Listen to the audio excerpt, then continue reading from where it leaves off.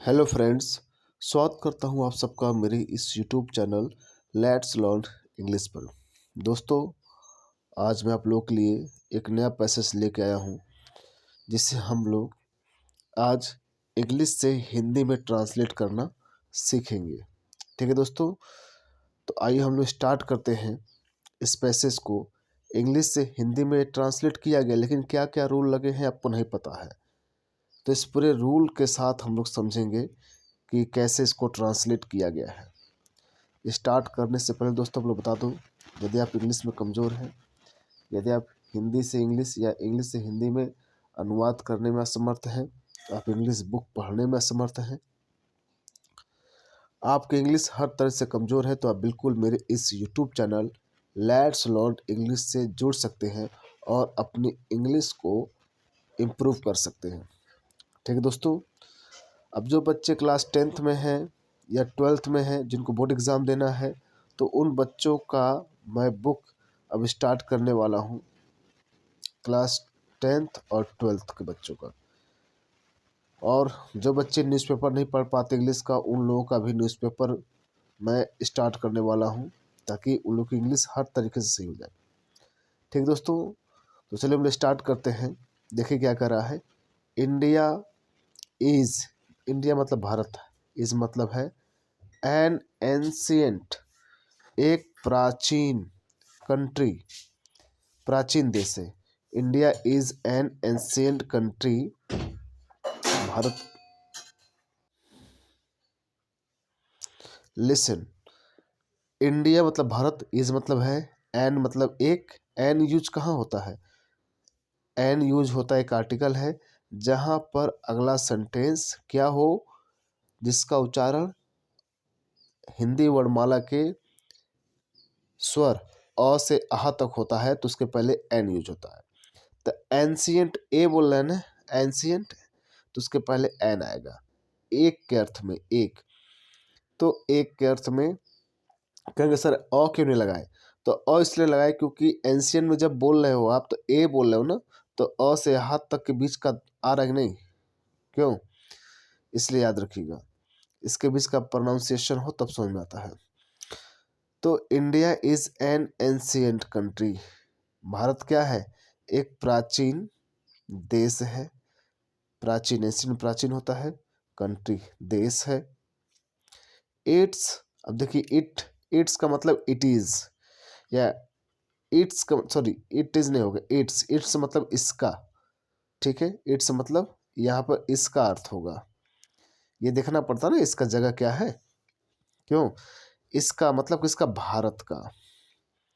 Its culture, यानी इसका जो संस्कृति है, कल्चर मतलब संस्कृति, इज मतलब है वेरी प्रॉस्परस है, बहुत समृद्ध है।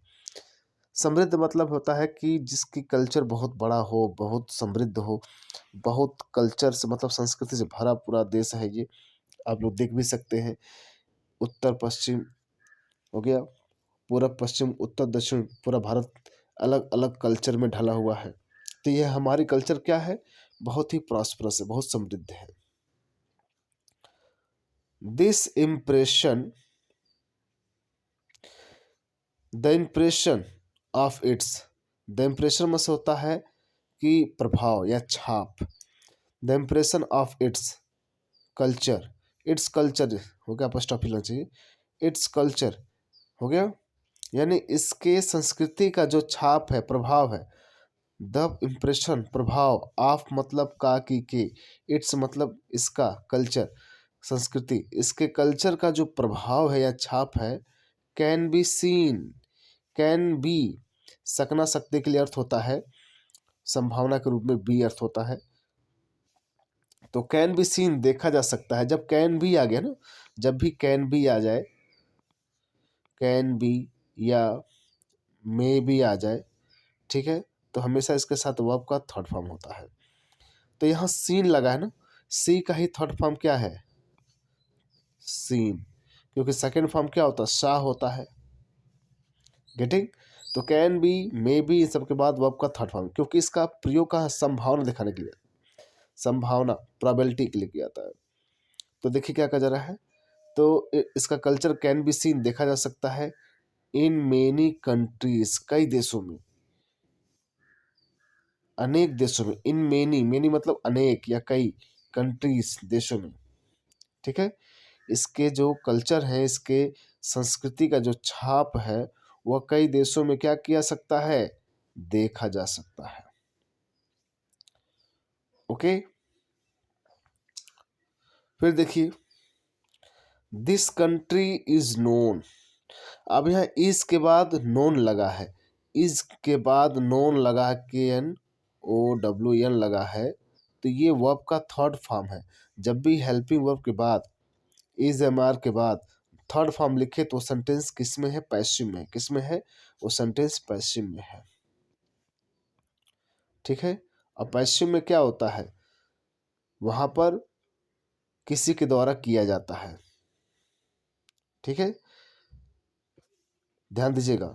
तो पैसिव, दिस कंट्री, यह देश, इज नोन, जाना जाता है, इज नोन मतलब किसी के द्वारा जाना जाता है ना, इज नोन जाना जाता है, फॉर इट्स, फॉर मतलब के लिए, इट्स मतलब इसके, फेयर मतलब यहाँ के मेलों के लिए, फेयर्स मतलब क्या, मेलों के लिए जाना जाता है। टेम्पल्स, टेम्पल्स मतलब मंदिरों के लिए जाना जाता है।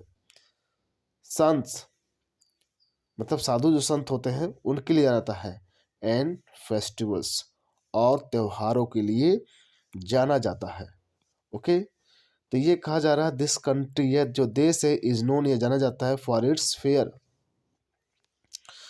मेलों के लिए जाना जाता है। टेम्पल्स मंदिरों के लिए, संत साधुओं के लिए, फेस्टिवल त्योहारों के लिए जाना जाता है। फिर देखिए, we should make it pollution free. तो अब शुड का यूज कहाँ होता है, शुड का यूज होता है चाहिए के अर्थ में। शुड का अर्थ कहाँ होता है, चाहिए के सेंस में, ठीक है। तो यहाँ शुड, तो वी शुड मेक, हमें क्या बनाना चाहिए, इट मतलब इसे, मतलब किसी इंडिया को, कंट्री को, अपने देश को बनाना चाहिए क्या, पॉल्यूशन फ्री। पॉल्यूशन मतलब क्या है, प्रदूषण। पॉल्यूशन मीन्स क्या होता है, प्रदूषण होता है, तो प्रदूषण फ्री बनाना चाहिए, ठीक है। प्रदूषण फ्री, फ्री मतलब मुक्त, फ्री मतलब स्वतंत्र या मुक्त, यानी इससे हमें बनाना चाहिए क्या, प्रदूषण फ्री, प्रदूषण मुक्त देश बनाना चाहिए, ठीक है।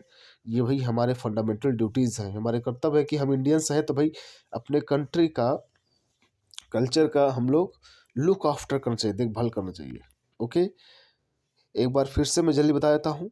भारत एक प्राचीन देश है, इसको क्या बोलेंगे, India is an ancient country. प्राचीन के लिए एंशियंट हो जाएगा, एक के लिए एन, क्योंकि एन बताएं कहाँ यूज होता है। Okay, is an ancient country, its culture, apostrophe नहीं होना चाहिए, ऐसा लगना चाहिए सिर्फ, अपस्ट्रॉफी नहीं, इट्स कल्चर, इसका जो संस्कृति है, इस मतलब है, वेरी प्रॉस्परस है, बहुत ही समृद्ध है, प्रॉस्परस, प्रॉस्परस समृद्ध, its culture is very prosperous. The impression, impression मतलब प्रभाव, ऑफ इट्स कल्चर, इसके संस्कृति का जो प्रभाव है या छाप है, कैन बी सीन देखा जा सकता है, इन मेनी कंट्रीज कई देशों में, दिस कंट्री यह जो देश है, इज नोन जाना जाता है, ये देश जाना जाता है किसके लिए, ध्यान दीजिए, is known for its fruit, it's fair, इसके त्योहारों के लिए, टेम्पल्स मंदिरों के लिए, संत साधुओं के लिए, फेस्टिवल्स त्योहारों के लिए, इन सब के लिए जाना जाता है, ठीक है। कौन, ये कंट्री, दिस कंट्री मतलब Bharat, India. Okay, we should make it, हमें बनाना चाहिए, we should make it, it मतलब इसे, पॉल्यूशन फ्री, प्रदूषण फ्री, यानी इसे, हमें इसे प्रदूषण मुक्त बनाना चाहिए, ठीक दोस्तों। आई होप गाइज आप लोग को पूरी बात समझ में आई होगी।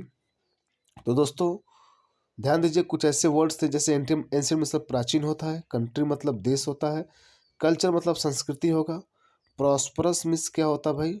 समृद्धि होता है। इम्प्रेशन मतलब होता है प्रभाव होता है कि भाई प्रभाव या छाप कर सकते हैं। मेनी मतलब कई, कंट्रीज देश होते हैं। यहाँ नोन लिखा है वो आपका थर्ड फॉर्म, पैसे बता ना, ये जाना जाता है। फेयर मतलब त्योहार होते हैं। टेम्पल्स मतलब मंदिर। संत मतलब साधु संत। फेस्टिवल मतलब त्योहार होता है। पॉल्यूशन मतलब क्या होता है भाई? प्रदूषण। फ्री मतलब स्वतंत्र, मुक्त। तो आपको पूरा इसका वर्ड मीनिंग मैंने बता दिया दोस्तों। आशा करता हूँ आप लोग को पूरी बात समझ में आई होगी। एक बार फिर कहूँगा, यदि आप इंग्लिश में कमज़ोर हैं, आप इंग्लिश पढ़ना चाहते हैं, समझना चाहते हैं, पूरा बेसिक से लेके हाई तक आप इंग्लिश न्यूज़पेपर, इंग्लिश बुक को, आप इंग्लिश स्पीकिंग, ये सब कुछ करना चाहते हैं, तो आप मेरे इस यूट्यूब चैनल लेट्स लर्निंग से जरूर जुड़िए। ठीक है, यहाँ पर मैं पूरी बारीकी से आपको एक एक बात समझाऊंगा कि एक एक वर्ड मीनिंग का क्या अर्थ होता है। ठीक दोस्तों, तो मेरे साथ बने रहने के लिए आप लोग का बहुत बहुत धन्यवाद। मिलते हैं नेक्स्ट वीडियो में।